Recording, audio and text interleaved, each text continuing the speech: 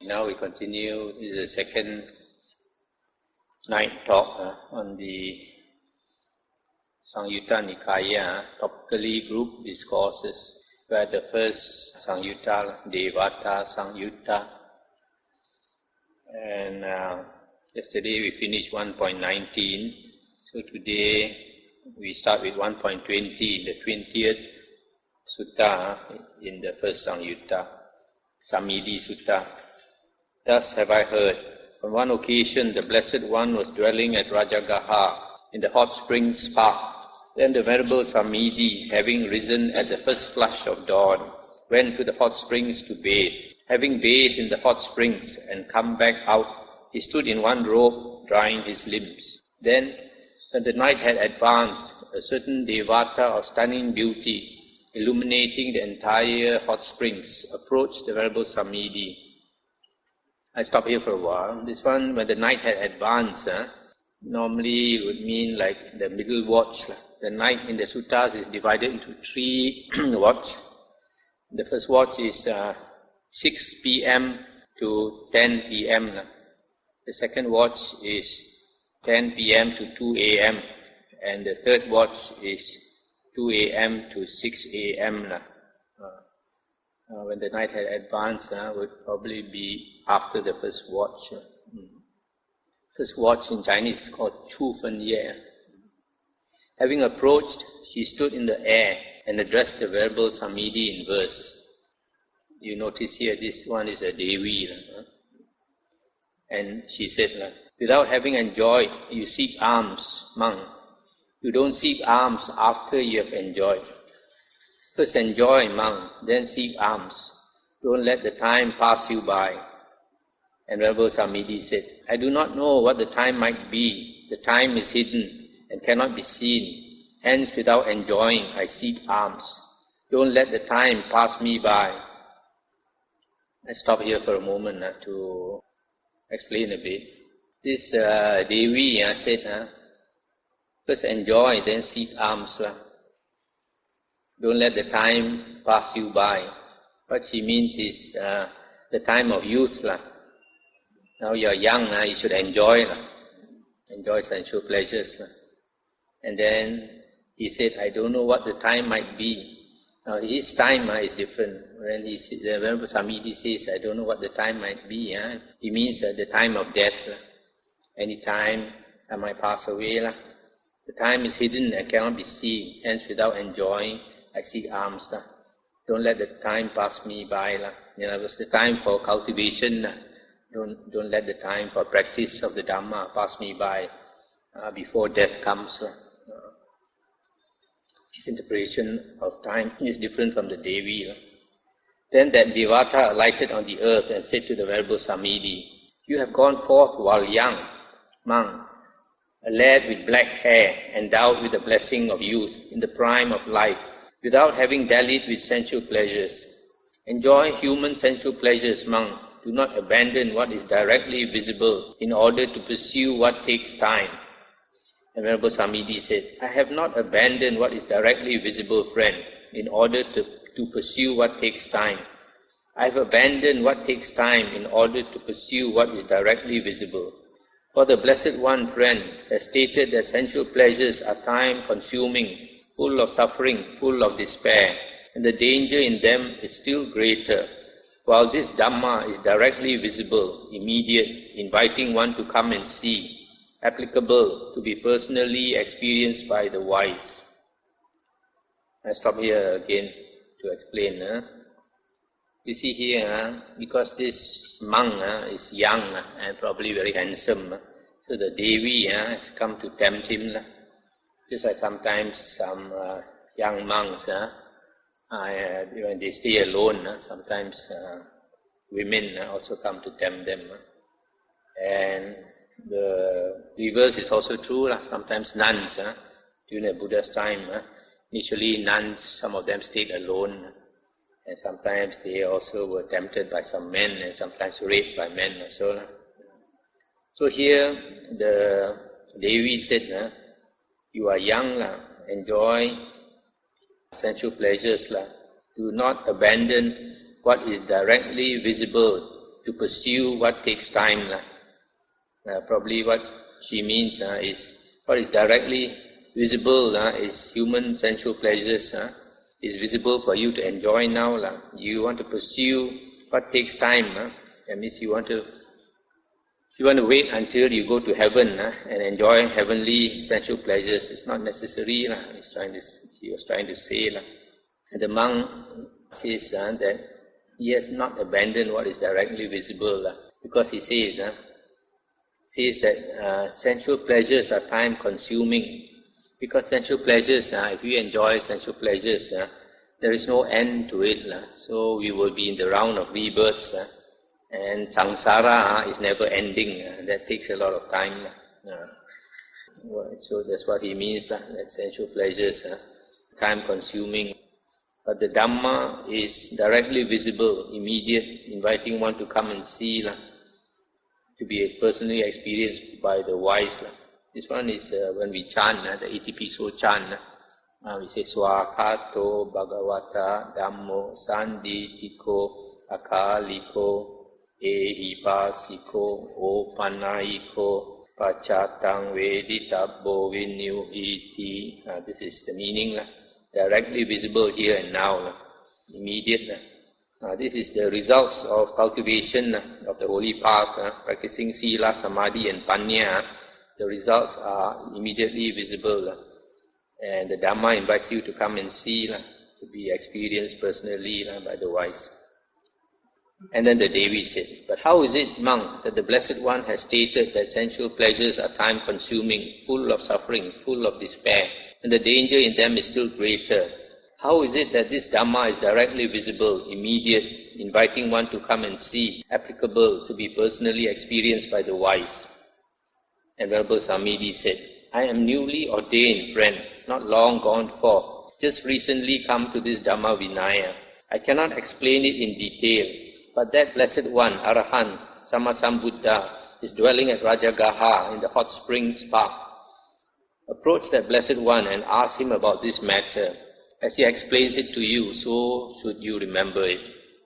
And the Devi said, it isn't easy for us to approach that Blessed One, monk, as he is surrounded by other Devatas of great influence. If you would approach him and ask him about this matter, we will come along too in order to hear the Dhamma. Stop here a moment. So here the Devi is saying that the Buddha is frequently surrounded by powerful Devas and Devis, and she is not such a powerful Devi. She finds it difficult to approach the Buddha. And Venerable Samidhi replied, very well, friend. Then he approached the Blessed One, paid homage to him, sat down to one side, and reported his entire discussion with that Devata, adding, if that Devata statement is true, Venerable Sir, then that Devata should be close by. And this was said, that Devata said to the Venerable Samidhi, ask monk, for I have arrived. You see, for the Samidhi, to be able to see that Devi and talk to that Devi shows that he has already attained the fourth jhana. As the Buddha says, when a person has attained the fourth jhana, quite likely that person can see Devas and Devis and talk to them. Then that Blessed One addressed that Devata in verse, being supersede what can be expressed, become established in what can be expressed. Not fully understanding what can be expressed, they come under the yoke of death. But having fully understood what can be expressed, one does not conceive one who expresses, for that does not exist for him by which one could describe him. If you understand spirit, speak up. And the Devi said, I do not understand in detail, Venerable Sir, the meaning of what was stated in brief by the Blessed One. Please, Venerable Sir, let the Blessed One explain it to me in such a way that I might understand in detail the meaning of what he stated in brief. I'll stop here for a moment. You see, this Venerable Samidhi, like many of the monks, because the Buddha used to travel alone, the Dhamma they had heard is actually not so many suttas. Not like us, actually we are more lucky. We have many suttas available to us. and we can study the suttas, and we can know many suttas much more than even the Arahants in the Buddha's time. So even Arahants, sometimes when they were approached to teach the Dhamma, they say just the same thing. They know very little Dhamma. They cannot explain in detail because they actually have learned not many suttas. So in the same way, this Venerable Samidhi, he said that he does not know much Dhamma, asked the Devi to go and see the Buddha. Now the Buddha has spoken some Dhamma, and the Devi also finds it hard to understand. Even though heavenly being, they should have a higher intelligence, and yet they find it hard to understand. So here the Buddha says, beings who perceive what can be expressed become established in what can be expressed. What can be expressed is like what can be described. In the Majjhima Nikaya, the first sutta, the Buddha talks about people who conceive earth, water, fire, wind, I, mind, beings around us, gods, etc. And when the person conceives, then he has a feeling that I conceive. So that I arises, the I and mind. Here the Buddha says, those who perceive and don't understand, then they come under the yoke of death, in the round of rebirths. One who understands, then there is no one who expresses, there is no ego. The Devi asked the Buddha to explain again, and the Buddha said, one who conceives I am equal, better or worse, might on that account engage in disputes or arguments. But one not shaken in the three discriminations does not think I am equal or better. If you understand spirit, speak up.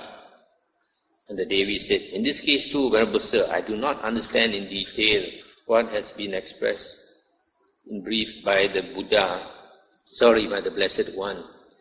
Please, Venerable Sir, let the Blessed One explain to me in such a way that I might understand in detail. So here the Buddha says, one who still has an I, he does not conceive that he is equal to others or better than others or worse than others. Because he does not have that ego. And then the Buddha explained again, he abandoned reckoning, did not assume conceit, he cut off craving for name and form. Though devas and humans search for him, here and beyond, in the heavens and all abodes, they do not find the one whose knots are cut, the one untroubled, free of longing. If you understand spirit, speak up. And finally the Devi said, I understand in detail, Venerable Sir, the meaning of what was stated in brief by the Blessed One thus.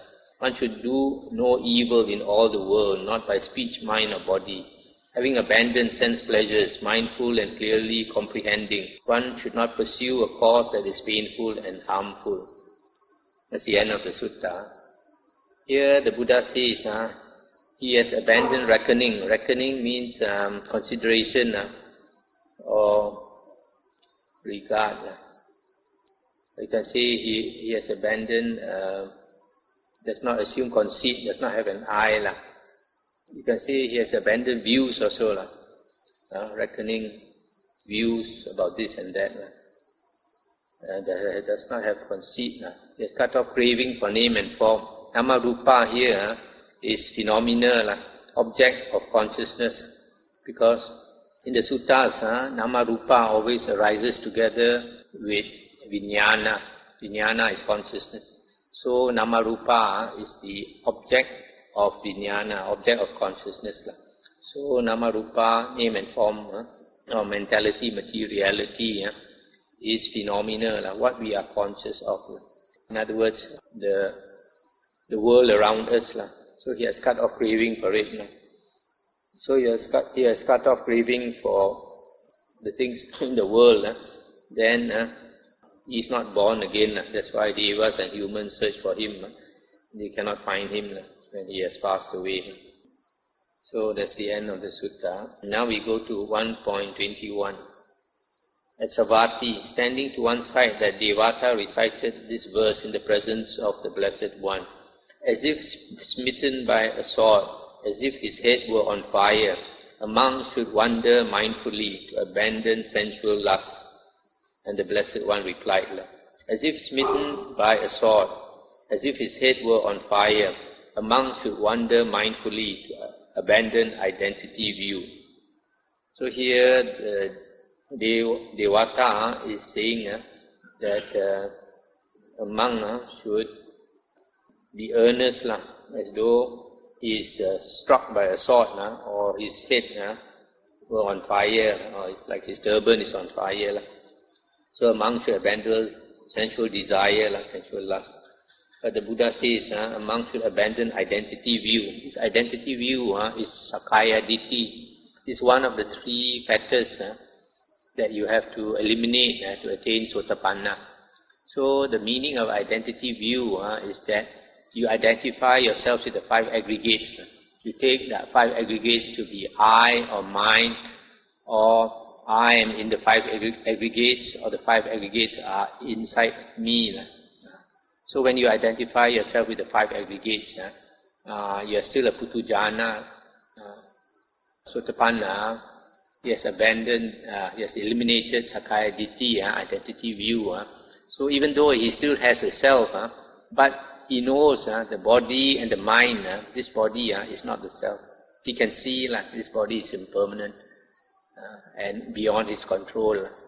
So he knows that this body and this mind one day will pass away and the elements will scatter. But in spite of that, it's very hard to eliminate the I. Only the Arahant has eliminated the self. 1.22, Devata said, it does not touch one who does not touch, but then will touch the one who touches. Therefore it touches the one who touches, the one who wrongs an innocent man. And the Buddha replied, if one wrongs an innocent man, a pure person without blemish, the evil falls back on the fool himself, like fine dust thrown against the wind. So here, what does the Devata mean? He says, the first line, it does not touch one who does not touch. It, the first it refers to the vipaka, the result of karma. It does not touch. Vipaka does not touch the one who does not commit karma. The second touch, who does not touch, is commit karma. So one who does not commit karma, the vipaka does not touch him. But then will touch the one who touches. The one who commits karma, the vipaka will touch him. One who wrongs an innocent man, the vipaka will come back to him.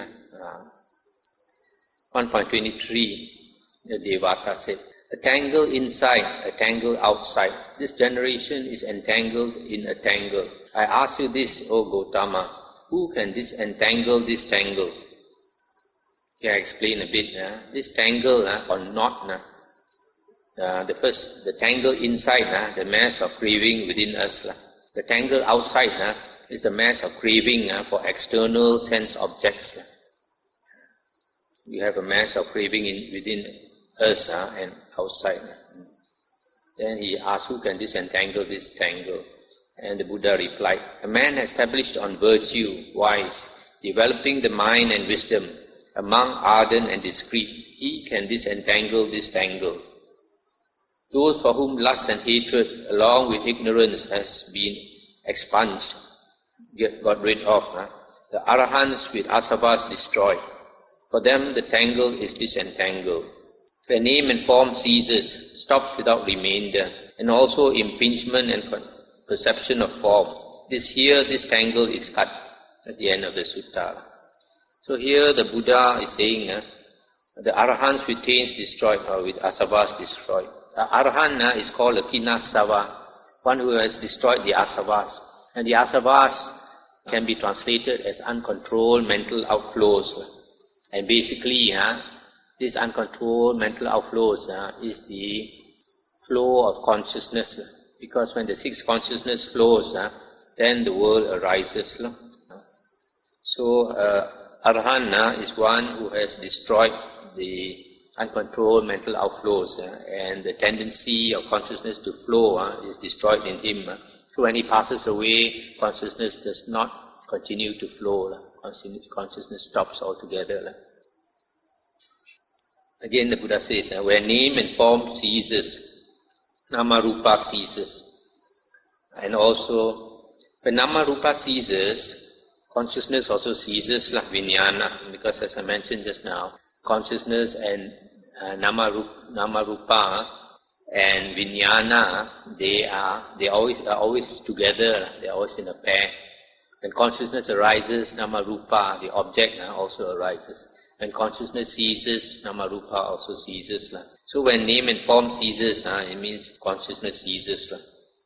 And also impingement, contact and perception of form ceases. It is here that this tangle is cut. This is the state when a person enters, passes away and enters Nibbana or Parinibbana. Then, as described in the Kevada Sutta of the Digha Nikaya, the sixth consciousness ceases, and then that is the ultimate state. The next Sutta 1.24. From whatever one reigns in the mind, from that no suffering comes to one. Should one reign in the mind from everything, one is freed from all suffering.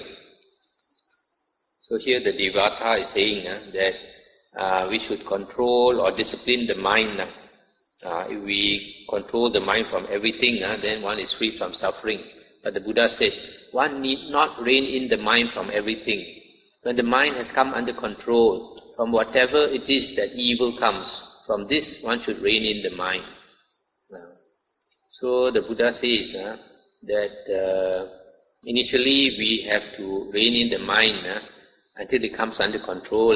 Then when it is come under control, a disciplined mind, basically a mind that is one-pointed, then we should reign the mind, control the mind. What is evil? In other words, if anything unwholesome, if we indulge in it, it gives us suffering, then we should not allow the mind to indulge in it. The next Sutta 1.25. If a monk is an Arahant, consummate, that means perfect or pure, with asavas destroyed, one who bears his final body, would he still say, I speak? And would he say, they speak to me? Let's stop here for a moment. This Devata is asking the Buddha, if a person has become enlightened, would he still say that I talk, or they talk? We still have that I, Then the Buddha said, if a monk is an Arahant, consummate, with taints destroyed or asavas destroyed, one who bears his final body, he might still say, I speak, and he might say, they speak to me. Skillful, knowing the world's parlance or expression, or way of speaking, he uses such terms as mere expressions. Then the Devata again said, when a monk is an Arahant, consummate, with asavas destroyed, one who bears his final body, is it because he has come upon conceit that he would say, I speak, that he would say, they speak to me? Let's stop here for a moment. So here this Devata is doubting the Buddha's words. Thinks if that monk still says, I speak, or they speak to me, he still has conceit, he still has ego or self. Then the Buddha replied, no knots exist for one with conceit abandoned. From him all knots of conceit are consumed. Though the wise one has transcended the conceived, he still might say, I speak. He might say too, they speak to me. Skillful, knowing the world's parlance or expressions, he uses such terms as mere expressions. So the Buddha reiterates, says again, that an Arahant, he might still, the way he talks, you might still think that he has an I, a self, but he does not. He talks like an ordinary human being, because when you talk to people, you have to talk the normal way. 1.27, a Devata asks, from where do the streams turn back? From where does the round no longer revolve? Where does name and form cease, stop without remainder? And the Buddha said, where water, earth, fire and air do not gain a footing, it is from here that the streams turn back, here that the round no longer revolves, here name and form ceases, stops without remainder. Here the Devata is asking where the streams turn back. This means a stream of life. The round no longer revolves, the round of rebirths. Where does phenomena, name and form cease? Then the Buddha says, the earth, water, fire and wind do not gain a footing, have no chance to come into existence. This earth, water, fire and wind are the four elements, is the material world. This material world is just a perception of consciousness. Because consciousness, vijnana, is conscious of nama, rupa. Rupa is the physical part of phenomena. So, because the world exists in consciousness, so the four elements, even though they appear so real to us, it is actually just a perception that consciousness perceives. So it is just a behavior of the world. Like water is supposed to be fluid, and it has a shape. And earth is something hard. Fire is something that has heat. And wind, something that moves. So it's a perception. So the physical world is actually a perception of consciousness. And when these elements do not have a chance to arise, then here nama rupa ceases. But as we mentioned, when nama rupa ceases, then consciousness also ceases. So when consciousness ceases, then the stream of life does not flow anymore. The round of rebirth stops. The next sutta is 1.29. Devata said to the Buddha, having 4 wheels and 9 doors, filled up and bound with greed, born from a bog, O great hero, how does one escape from it? And the Buddha replied, having cut the thong and the strap, having cut off evil, desire and greed, having drawn out craving with its root, thus one escapes from it. So here I explain. Here the Devata is saying, the body has 4 wheels and 9 doors. The 4 wheels are the 4 ways that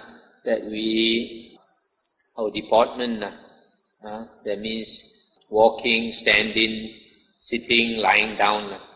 These 4 ways we conduct our body. These are the 4 wheels. And the 9 doors are the 9 openings. The 2 eyes, the 2 ears, the 2 nostrils, and 1 mouth, 1 genital, and 1 anus. So these 9 holes the body has. And the Devata says, this body is filled up with greed, bound with greed, born from a bog. A bog is a wet, spongy ground, like a marsh.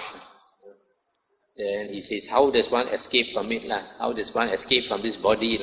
Because this body is full of greed, full of suffering. Then the Buddha said, having cut the thong and the strap. The thong is the halter or the rein. Is the meaning is hatred. And the strap is a binding material. And the Buddha refers to other defilements. Other defilements. So having cut off evil, desire and greed, having drawn out craving with its root. The root of craving is delusion. Thus one escapes from it. So that's the way not to come back with the body.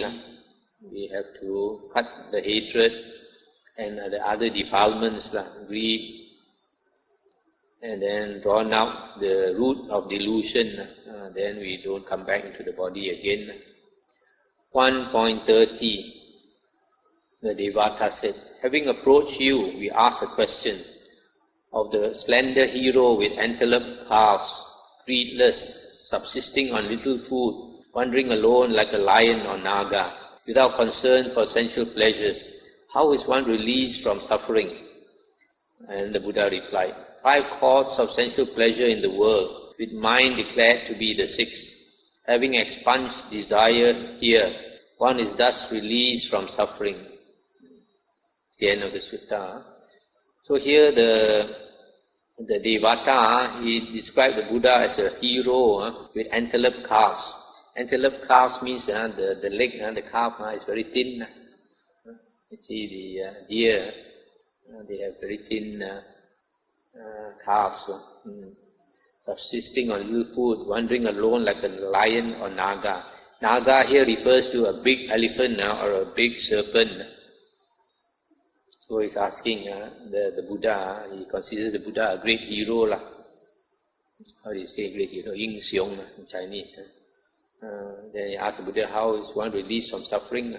So the Buddha says, we have to cut off desire by the 5 causes of sensual pleasure in the world.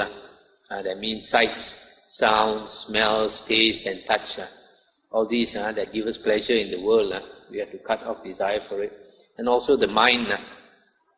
The mind also gives us the 6th type of pleasure. We cut off, then only we can be released from suffering. Now the next sutta is 1.32. On one occasion, the Blessed One was dwelling at Savatthi in Jeta's grove, Anathapindika's park. Then when the night had advanced, a number of Devatas belonging to the Satulapa host of stunning beauty, illuminating the entire Jeta's grove, approached the Blessed One. Having approached, they paid homage to the Blessed One and stood to one side. Then one Devata, standing to one side, recited this verse in the presence of the Blessed One. Through stinginess and negligence, a gift is not given. One who knows, desiring merit, should surely give a gift. I'll stop here for a moment. This Satulapa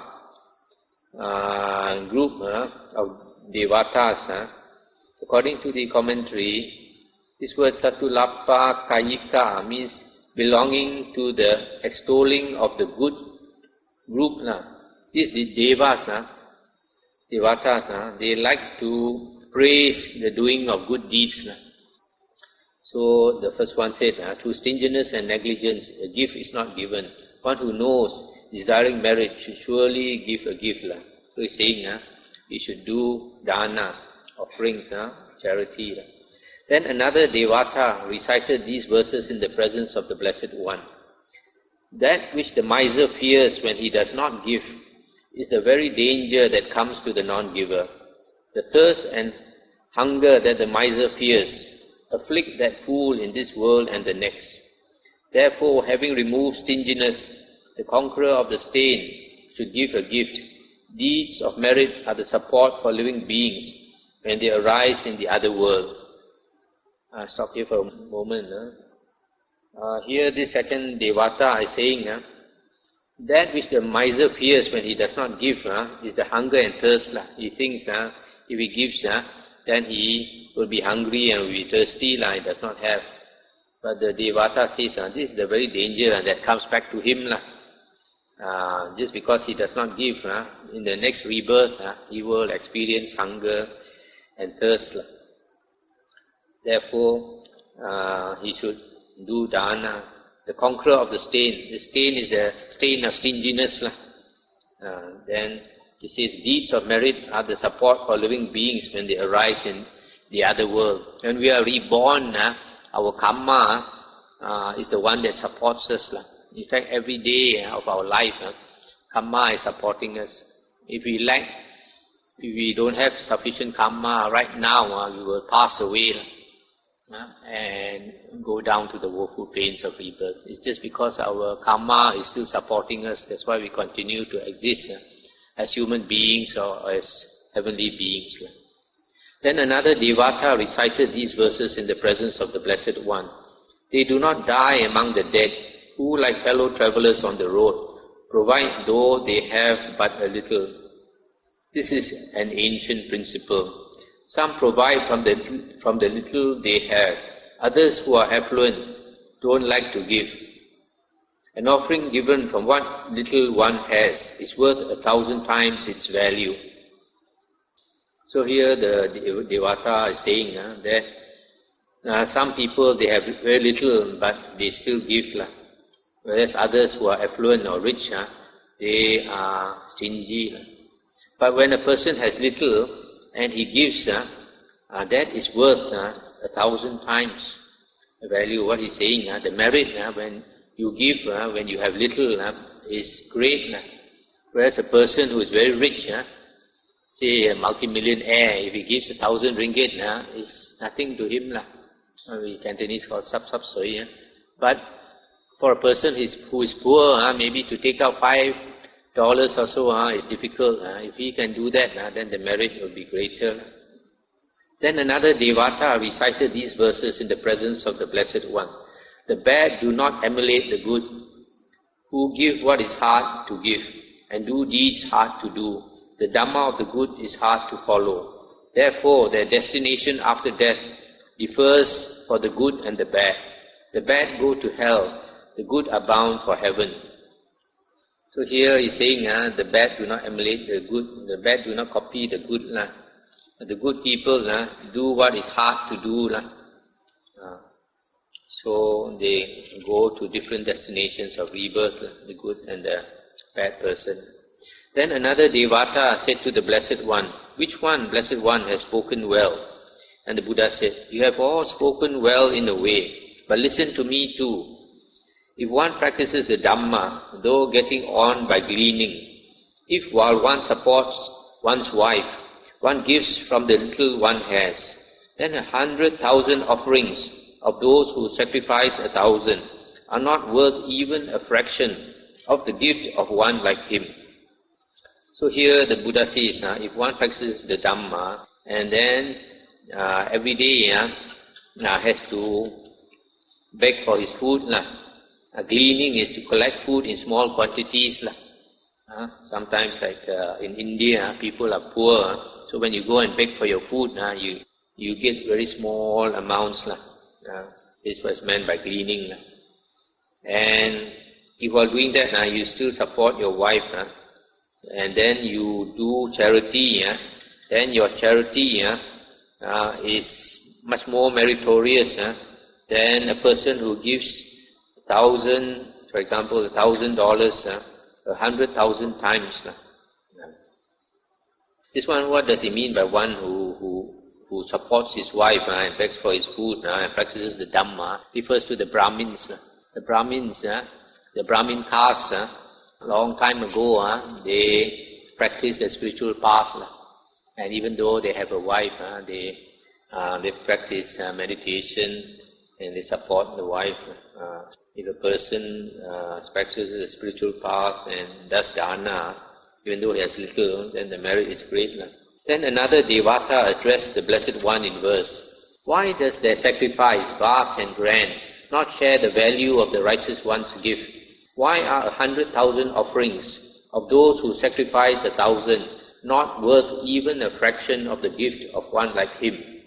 Then the Blessed One answered that Devata in verse. Since they give while settled in unrighteousness, having slain and killed, causing sorrow, their offering, fearful, fraught with violence, shares not the value of the righteous one's gift.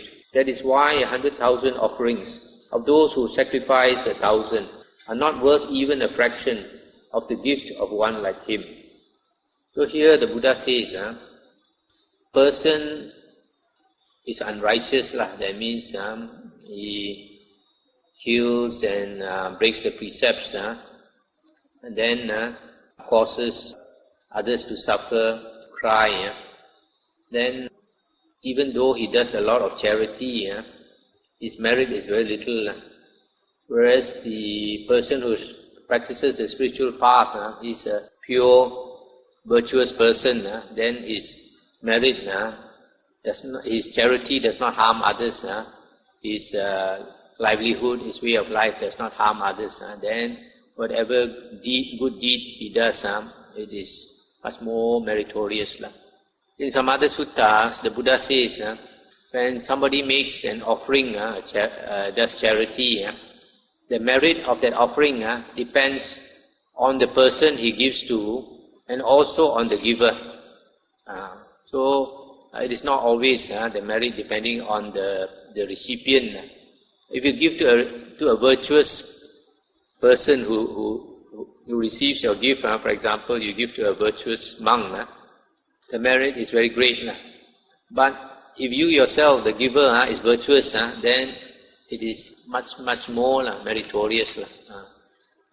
In this case, the two persons who give, one does a lot of unwholesome deeds, whereas the other one is virtuous, he does wholesome deeds. So the one who does wholesome deeds, his merit, the merit of the giver is much more. Now we come to the next sutta, 1.34.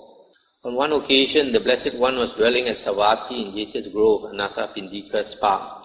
Then when the night had advanced, a number of Devatas belonging to the Satulapa host of stunning beauty, illuminating the entire Jeta's Grove, approached the Blessed One.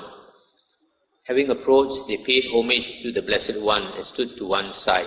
Stop here for a moment. You see, quite often the sutta says that the Devatas are of stunning beauty. When you are reborn as a Deva or Devi, you are very beautiful and illuminating the entire Jeta's Grove. Their light is so powerful, it can shine. The whole monastery is lit up. And then when they paid homage to the Buddha, and then they stood to one side. This is the way of showing respect. Rather than sit down, they think they have to stand. It's more respectful. That's why Buddhist countries also, you have different traditions. For example, in Sri Lanka, it seems when lay people approach the monk, they pay respect, then they stand. It's like the Devas.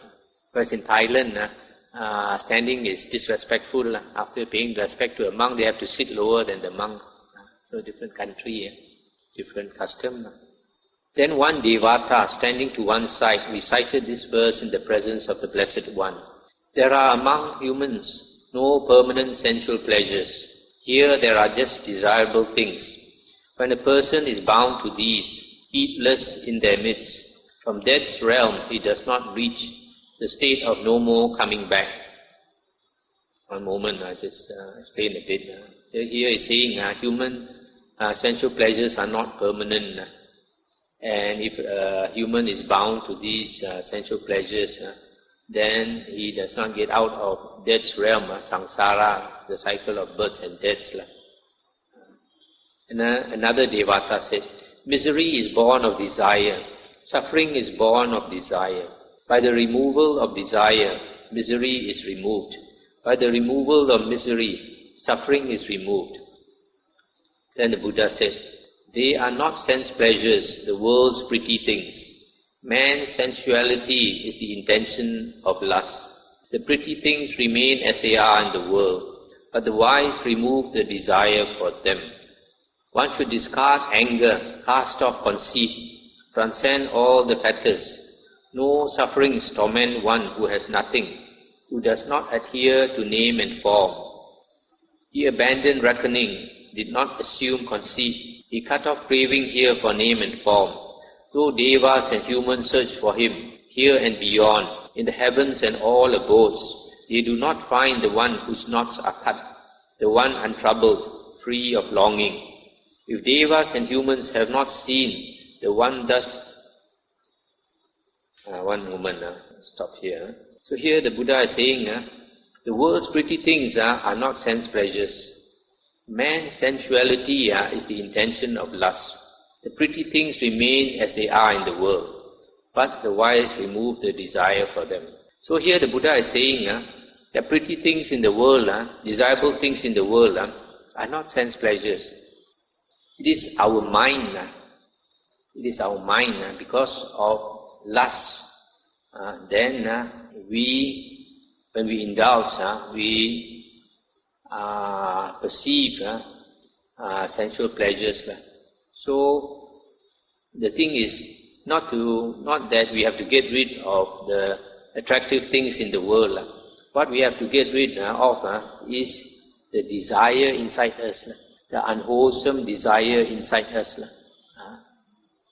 So there is an interesting case in the Vinaya books. When a monk, there was one monk at one time, he was very troubled by sensual desires. His lust was so strong, he was very agitated, and he was so agitated, he took the knife and cut off his private part. So when this news came to the Buddha said that, "Oh, foolish fellow, he cut off one thing when he should cut off another." So he cut off the wrong thing. It is not the things in the world that are the problem. It is our mind that is the problem. That is why when we practice the holy path, we go back into our mind, go back to the source of all the problem is inside us. So somebody asked, if devas and humans have not seen the one thus liberated here beyond, are they to be praised who venerate him, the best of men, faring for the good of humans? And the Buddha said, those monks too become worthy of praise, who venerate him, the one thus liberated. But having known Dhamma and abandoned doubt, those monks become even surmounters of ties. So here, someone asked, maybe another Devata or a monk, those who venerate the enlightened one, are they to be praised? And then the Buddha said, if those monks, they venerate the enlightened being, then they also are worthy of praise. But if a monk understands the Dhamma, abandons doubt, then they can even surmount ties. Ties here, Sangha, refers to lust, hatred, delusion, conceit and views. So if a person understands the Dhamma and practices, then he can cut off lust, hatred, delusion, conceit and views himself. At 1.35, on one occasion, the Blessed One was dwelling at Savatthi in Jeta's Grove, Anathapindika's park. Then when the night advanced, a number of fault-finding Devatas of stunning beauty, illuminating the entire Jeta's Grove, approached the Blessed One and stood in the air. Then one Devata, standing in the air, recited this verse in the presence of the Blessed One. If one shows oneself in one way, while actually being otherwise, what one enjoys is obtained by theft, like the gains of a cheating gambler. Then another Devata said, one should speak as one would act. Don't speak as one wouldn't act. The wise clearly discern the person who does not practice what he preaches. Let's stop here for a moment. Here these Devatas are called fault-finding Devatas because they like to find fault with others. A lot of people are like that. Always look at other people's fault, never look at their own fault.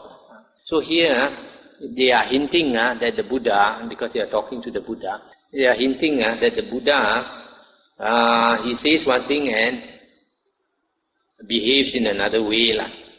They do not understand, even though they have psychic power, they did not understand that the Buddha was a holy person, an enlightened person.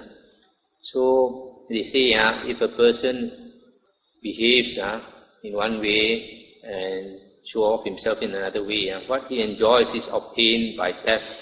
What he means, if a monk begs for his food and does not behave properly, then he's like a cheat. He's not worthy of the alms food that he gets. And then the Buddha said, not by mere speech, nor solely by listening, can one advance on this firm path of practice, by which the wise ones, the meditators, are released from the bondage of Mara. Truly the wise do not pretend, for they have understood the way of the world. By final knowledge the wise are quenched, they have crossed over attachment to the world. Then those Devatas, having alighted on the earth, prostrated themselves with their heads at the Blessed One's feet, and said to the Blessed One, a transgression overcame us, Venerable Sir, being so foolish, so stupid, so unskillful, that we imagined we could assail the Blessed One. Let the Blessed One pardon us for our transgression, seen as such, for the sake of restraint in the future. So when the Buddha told them plainly that he has crossed over the world to the other side, he does not pretend, then they realize that the Buddha was a holy person, then they paid respect to the Buddha and asked for forgiveness. Then the sutta continues. Then the Blessed One displayed a smile. Those Devatas, finding fault to an even greater extent, then rose up into the air. One Devata recited this verse in the presence of the Blessed One. If one does not grant pardon to those who confess transgression, angry at heart, intent on hate, one strongly harbors enmity. Stop here for a moment. So, when the Buddha smiled, they misunderstood. They thought the Buddha was playing a fool with them, lying to them.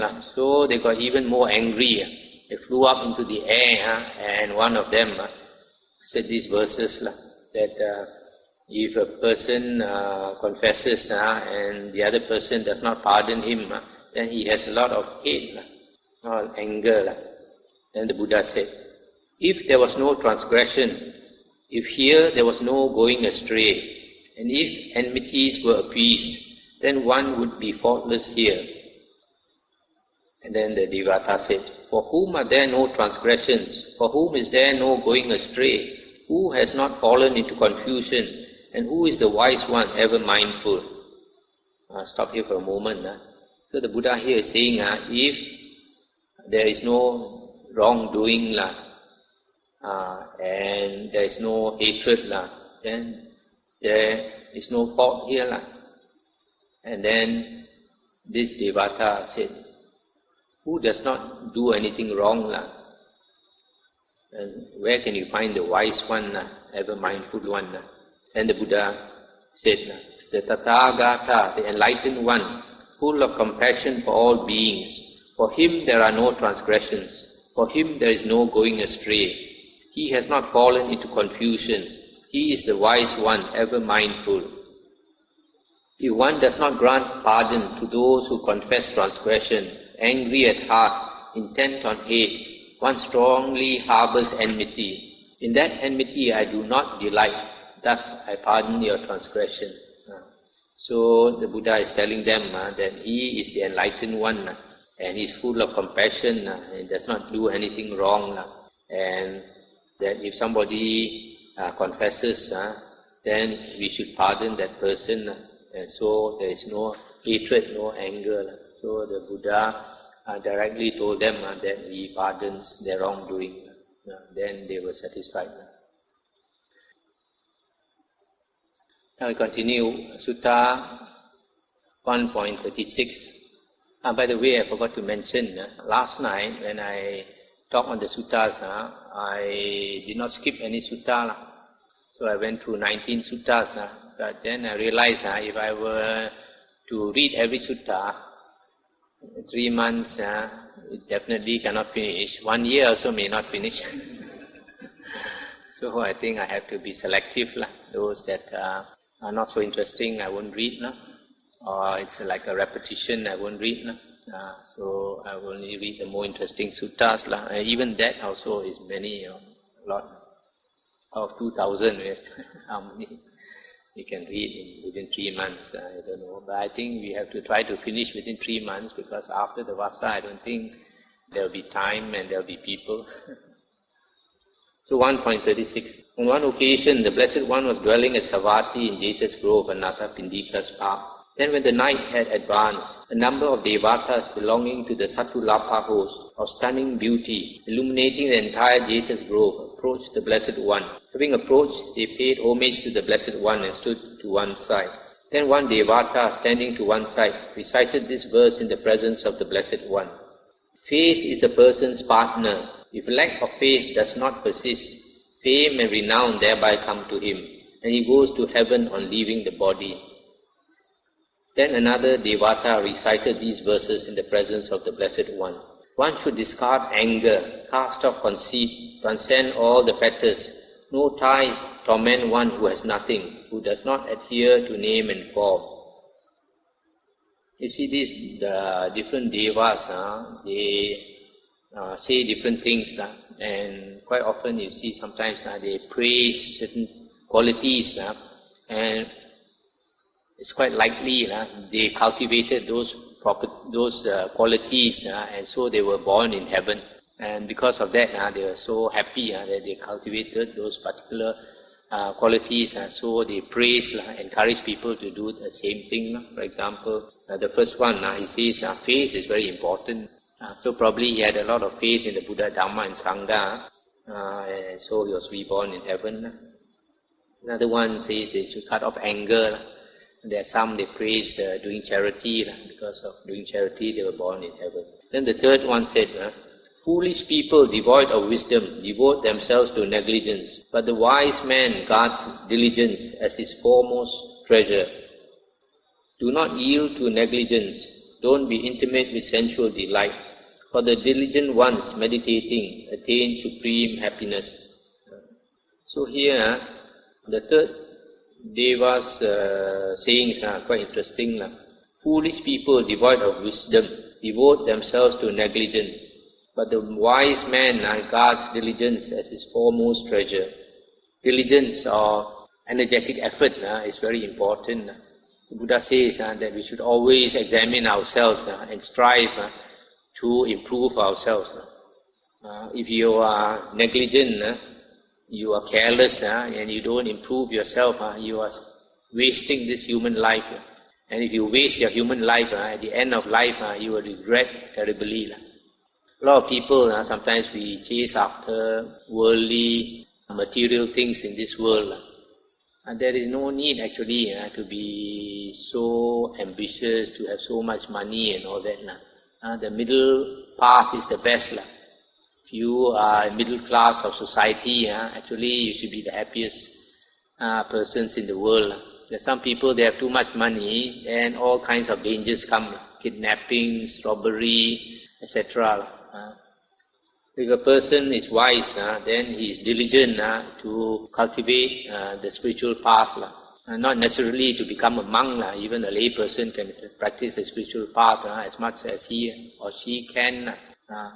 And holy men like the Buddha and Jesus, they always dispraise or criticize people who don't make any effort. Like Jesus says that they are like dead men, and the Buddha also says they are a person who does not advance himself is as good as a corpse. Might as well die rather than continue to live. If you live another 20 years and you don't improve, you might as well die now.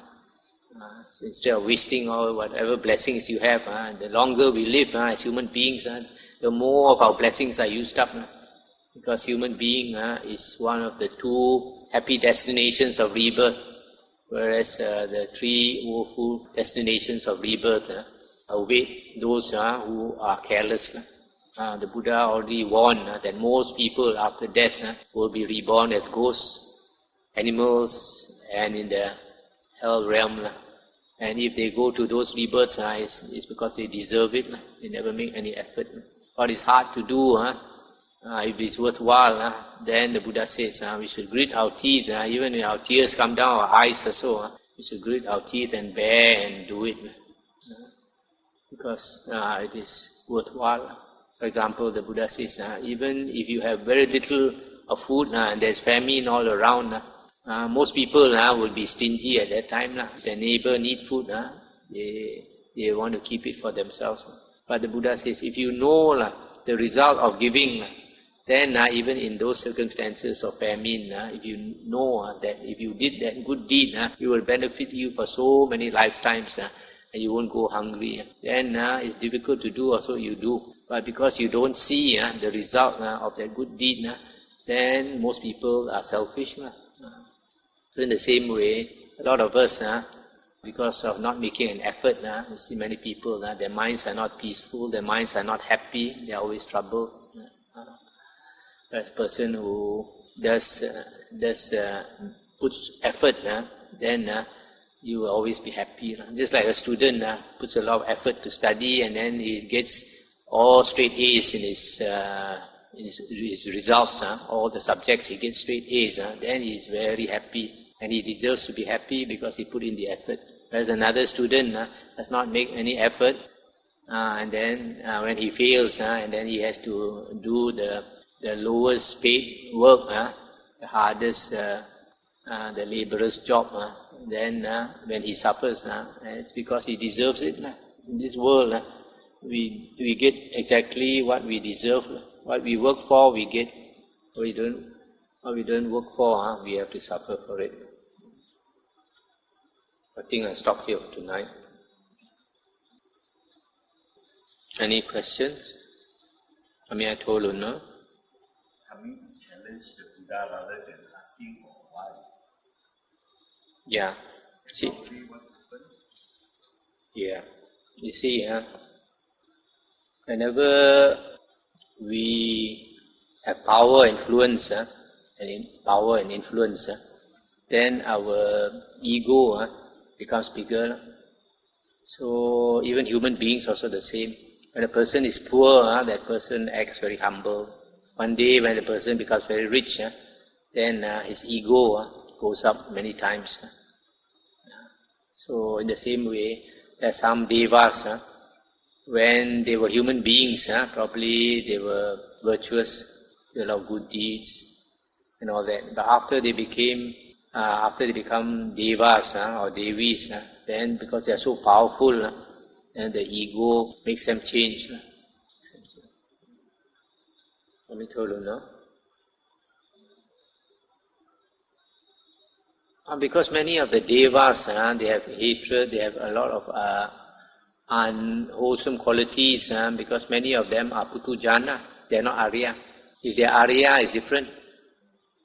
They may be very powerful in terms of psychic power and all that, but spiritually they may not be advanced. They are not Arya, as long as they are not Arya. If they are Arya, it's different. That's why when a person is spiritually advanced, say for example, a person is an Arya, or a person is a real monk, practicing the way out of samsara, then these devas who know, they will come and pay homage. They will come and pay respect.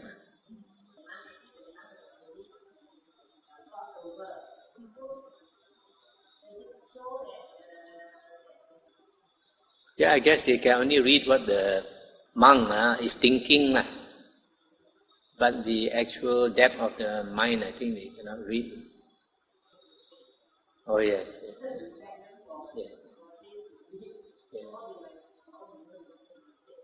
Yes. In fact, there's one sutta. There once some young men, they were from very rich families, so they were going on their horse carriage, and they, because being from very rich family, there will be some they wear white, their horse is white and they wear white and everything is white. And another one may be brown, he got a brown horse and wear brown clothes and everything is hat, everything is brown. Another one may be black and all that. So they came to see the Buddha. So the Buddha told his disciples, the Buddha said, you look carefully.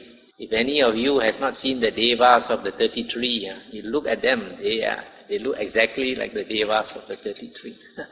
So actually we human beings, there are some of us, we have a lot of merit. Some of us come from the heavenly realm, and we are going back to the heavenly realm. You don't have to look very far. So if you know how to behave yourself, you are already a deva or a devi inside. We are not very much different. Humans, those of us who have merit, we have blessings, we are actually in a very happy world. Because not all devas are happy, There are some who are born low, like the Naga and the Yaka and all that. They have to kill to cari makan, to get their food. Like the mountain spirits, the river spirits, the snake spirits, the bird spirits, Garuda, etc. They have to kill. We are not so much different from them. Different level of heaven are so different. Those low low devas, they will eat flesh.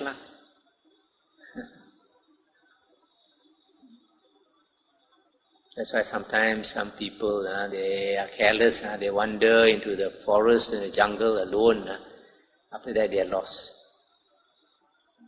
I know of somebody who told me, the relative just moved into the new housing estate, Perak. And then they started walking up the hills. And the husband and wife and the daughter, about 10-year-old daughter, walking in front. Actually, it's a new housing estate and it's a new area, and the hills, seldom people go. So this couple went with the daughter, and then after some time the daughter disappeared. And they searched and searched, they could not find the daughter. And they made a police report, and many hours later the daughter was found quite a long distance away, over 2 hills. And found dead. And it seems the person who found her heard something dropping on the ground, pop. Then went to see, he saw this small girl like drop from heaven like that. So it verifies actually what the Buddha said, because sometimes the Buddha meets some fierce devas and they give him a warning. The deva tells the Buddha that he can make him mad, or he can pluck the heart from his body out. Or you can catch him by the leg and throw him over the hill. So this is the third case of what happened to that small girl. Got thrown over the hill, over 2 hills, landed the other side dead. People, the karma is not very good, they have to be extremely careful. If your karma is very good, you go to such places, you'll be protected by other devas. These things rarely happen, that's why a lot of people don't know about them. Sometimes you read these things in the suttas, you may not believe also, until it happens. That's one of the reasons. Another reason, if you want to progress in your meditation, you got to have very good sila. Your karma must be very good. Sometimes unwholesome karma is not only from doing unwholesome action, sometimes it is neglect in doing what you should do. Sometimes many of us, we have certain responsibilities and we don't carry out our responsibilities well enough. We are careless. Think I couldn't be bothered. So this kind of thing, small things, prick our conscience. Prick our conscience. So when they prick our conscience, then we are troubled by it. When you are troubled by these things that give you remorse, then your mind is not happy. So when you meditate, you can never calm down. Just a few days ago when the bus came, one lady came to ask me, she said she promised to do something few years ago, but she did not do it. And up to today, she is very disturbed by the fact that she promised to do something and she did not do. But she wouldn't tell me what it is. So you see, these kind of things, sometimes we fail to do what we should do, then it haunts us even up to our deathbed. When we are dying also, we are troubled. And if you are troubled by it when you die, then it's no good. It will bring you to a bad rebirth because your mind is disturbed. So always be very careful about karmas. Always examine ourselves. Examine our 3 karmas. Whether we are thinking properly or not, whether we are speaking properly or not, whether we are acting properly or not. The Buddha said, what you are about to do, you reflect on it, whether it will harm you or harm others. And what you have already done also, you should reflect on it. And what you are going to do, the 3 karmas, past, present and future, always reflect on it. And then improve our karmas. Okay? Transfer merit.